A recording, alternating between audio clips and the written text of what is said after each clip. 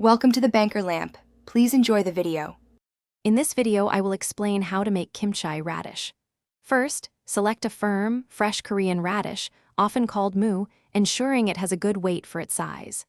Next, thoroughly wash the radish and cut it into uniform cubes, roughly 1/2 inch to 3/4 inch in size. Then, lightly salt these radish cubes and let them rest for about 30 minutes. This step helps to draw out excess water, preparing them for the next stage of fermentation. Now, let's create the vibrant seasoning paste. Combine gochugaru, minced garlic, fresh ginger, and a splash of fish sauce in a bowl.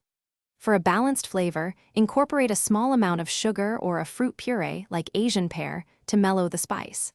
Finally, mix in chopped green onions and chives. This aromatic blend will give your kimchi radish its signature taste and beautiful color. Once your radish is drained and your paste is ready, it's time to combine them. Gently mix the seasoning paste with the radish cubes, ensuring each piece is thoroughly coated. Wear gloves to protect your hands from the spice.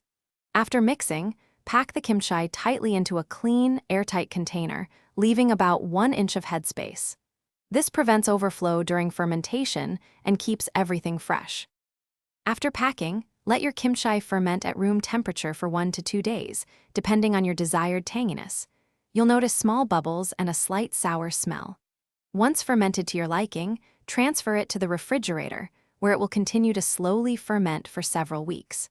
Remember to check the description for a link to the O-Ala water bottle and other great deals.